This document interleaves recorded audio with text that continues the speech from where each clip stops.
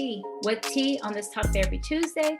I'm Tanya McLean Nicholas, licensed marriage family therapist and owner of Renewed Hope Counseling. First, I got to start by saying thank you to the person that blessed me with my new cup. It says, "Deep breathe, girl, you got this." So thank you. I needed to hear that today for the person who gave me this cup. So I want to talk today. If you want to strengthen your relationships, your marriage, your friendships, then one sure way to do this is to incorporate an attitude of gratitude. And what that literally means is to purposefully take charge of your mind and start noticing the strengths of the other person. This is not an easy task, but it can be done. So let's talk about it. You go ahead and you grab your tea or your coffee, whichever you prefer, and let's dig in. This idea of an attitude for gratitude or just having gratitude in general or being grateful, it does not come naturally to us, to most of us. And the reason is because our brains just don't work that way. We tend to focus on the bad, what's not working, or the things that bother us the most, and we fail to see what is working. We also tend to ignore or even overlook what is common to us. For instance, we pass by signs daily, buildings daily. And over time, we just stop paying attention or we stop noticing those things. Well, we do the same thing in relationships. Over time, we tend to stop noticing the strengths of the people that we're in relationships with, such as stop noticing your husband's a really good cook. Your partner has a great sense of humor and they make you laugh, or just the positive character traits that drew you to that person in the first place. The things you once admired most about your partner or your spouse, they become common and they become overlooked.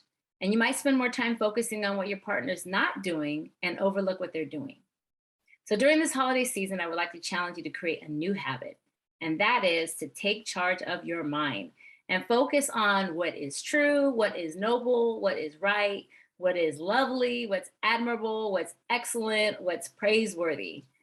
Incorporate an attitude of gratitude. In other words, instead of letting your mind just run amok and do whatever it wants to do and run in every direction it wants to go, focusing on what frustrates you, what irritates you, what annoys you, I want you to start ringing in those thoughts back into your mind and start incorporating an attitude of gratitude.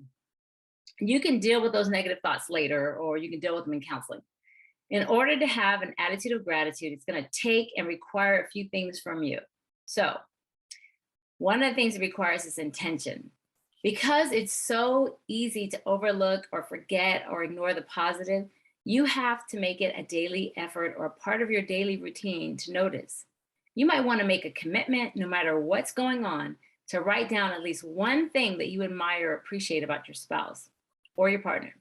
Make it a running list so you can go back and remind yourself when you want to focus on the positive instead of focusing on their weaknesses. You want to reject the negative thoughts that come into your mind by countering them with positive self-talk. There is power in your words. So be careful what you say about the people that you're in relationship with. Speak life, speak peace, speak joy and appreciation in your relationships. It's not to minimize or discount any uncomfortable emotions that you have or any serious problem that may be going on. But the more you speak to yourself in a positive, encouraging, and hopeful way, the more you bring that same energy into your relationships. Having an attitude of gratitude can seriously change the climate of a relationship. Just think about it. Instead of waking up thinking about all the things that are not going well in the relationship or focusing on the other person's weaknesses, but instead you wake up and your first thought in your mind is how grateful you are to have that person in your life, how you appreciate the things that they do, they say, or even what they may not be doing. Imagine how those thoughts, those positive thoughts, would positively impact your mood, your feelings, and even your behavior towards the other person or your spouse or your partner, friend. It doesn't even matter who it is. It's a game changer. It is a key way to nurture your relationships. Think of like your grass and what happens when it's absent of water or fertilizer for long periods of time. Well, it turns brown and it starts to die. Well, the same thing happens in your relationships. Gratitude can have that same nurturing effect. So feed your relationships by expressing thankfulness and gratitude for them, and watch, just like your lawn, it becomes healthier and it starts to grow. And that's what you want: strong, healthy relationships that can weather any storm. Incorporating an attitude of gratitude can help build a healthy relationship.